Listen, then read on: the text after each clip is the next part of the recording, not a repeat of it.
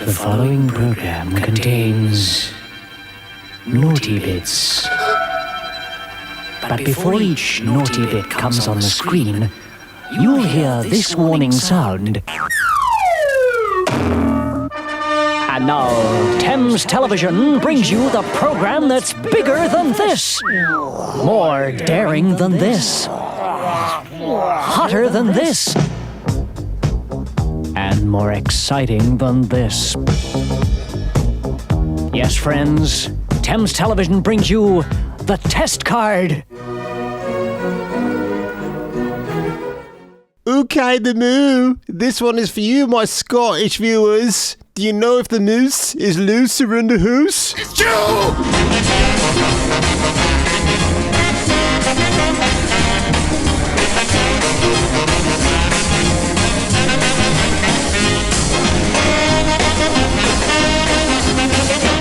Man, there's juice loose in the hoose.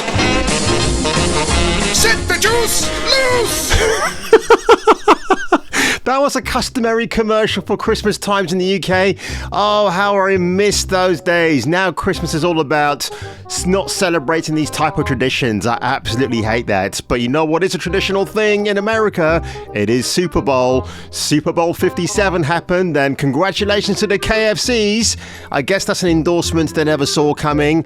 But Indiana Jones and the Dial of Destiny had a brand new trailer, only 30 seconds long, but in Disney talk, that's probably about 24 seconds. I cannot wait to see this. I've heard things about it, but I haven't actually witnessed anything yet.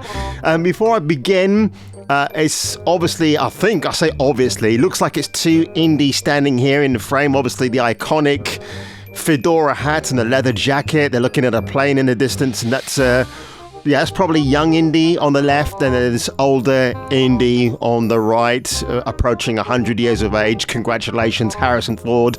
So without further ado, folks, let's watch this and have a great, good old goosey gander giggle. Have we met? My memory's a little fuzzy. Hang on a second.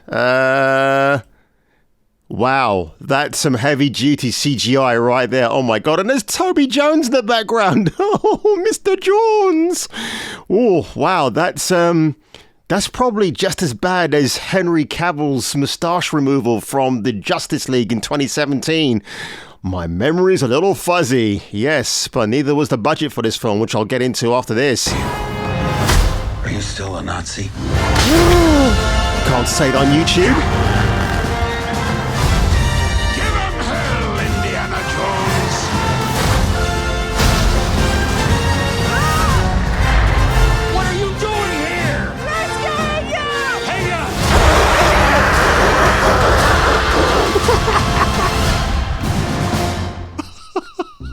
What are you doing here, you insufferable Fleabag? I'm rescuing you. Oh my god.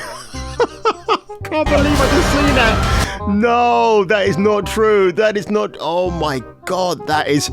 You know what? I bet she's probably about 3 feet high from a hangar in a studio location somewhere in. Oh, what was that place? That famous studio? Oh, you know the one begins with S, and I think it got burned down. Yeah, you know the one. Shepperton Studios. I bet they shot there or somewhere like that. But that is. Oh boy, you got to give Harrison Ford some credit here. At least he's putting his gusto into it. He knows it's his last hurrah before he hangs up that fedora for good. That is the one thing I find a little bit egregious about this whole protecting my role that made me famous scenario, which actors and maybe actresses have done on occasion. Like the way Harrison Ford is grandstanding it rather, is that no other actor can ever play Indy. And that's true, but you should allow an actor to come on in and give their flavor, their interpretation of how they would go forward with that character and maybe this franchise. Although we'll argue that this franchise probably has the same amount of legs as the original Uncharted franchise did back in the day. So holding out hope for a brand new Indiana Jones film franchise, it's all about retaining the rights. So I guess they have to keep that IP legacy going, unless for some unfathomable reason that Disney no longer want the franchise of Indy Jones and they sell it on to Warner Brothers. That might be a good, that might be a terrible thing, but I'm making that prediction now because, hey, that's the kind of guy I am, right?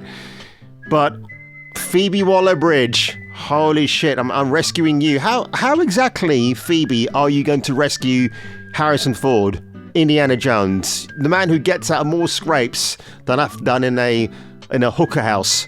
I'm just kidding, by the way. I've never been to a house of ill repute, so I just wouldn't do that. That's not my cup of tea. And of course, it's a German plane. Why else wouldn't it be a German plane? How does this CGI look? It looks standard. Yeah, in the 1989 The Last Crusade, they actually used real aircraft when they had to. But wow. That's kind of like the appropriate comment right there for this whole trailer.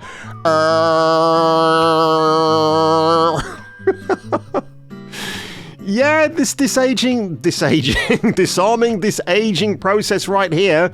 That part looks okay, but I have frozen this still, so who knows if this improves or gets worse with time, no pun intended, but it's his destiny. Notice that because of the backlash they've had about Phoebe Waller-Bridge, old Fleabag herself, dominating those procedures, I think they should have had more of her in this 30-second drop down, because it's going to give me an opportunity to make more YouTube shorts featuring her and Harry Ford just looking absolutely bewildered as to why this woman is in my film. But of course, we have to blame Kathleen Kennedy for all of this. Kathleen Kennedy, she who walks around the Disney Lucasfilm offices saying, "Oh, is that character male? Yeah, scratch that, let's make them a female." Yeah, so that's not really working out for her. And if the rumors are true that I've heard, and I can get that verified because I have someone who works inside Disney myself now, whether Kathleen Kennedy has been banned off the set from the reshoots, because they are doing the reshoots, because that was confirmed by John Williams inadvertently himself, and thank God for JW for doing that. Part of me wants to see this film just to see how bad it is, laugh with the audience at the expense of the people on the screen.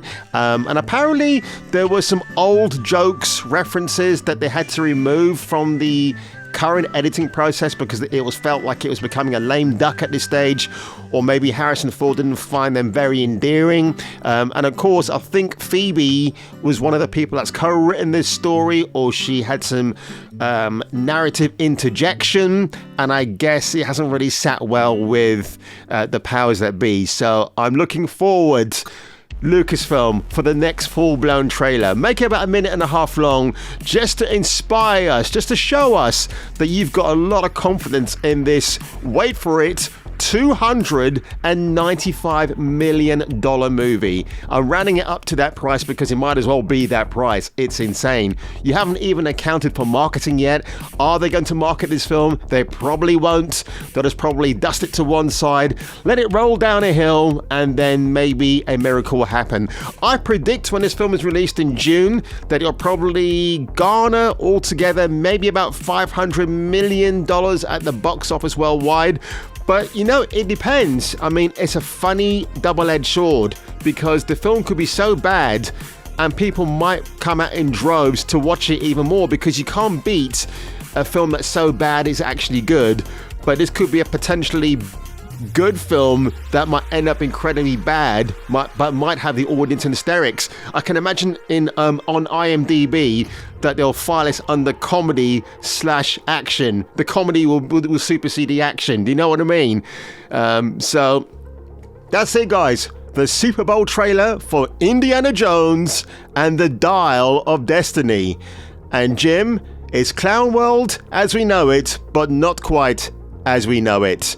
And on that one, if I were you, if you were me, you better come back for the next video. Dun, dun, dun, dun. This is Duke Nukem. If you're looking for a douchebag to save the day, then try Jason King on Kung Fu Hot Dog. Alright, now where are the babes?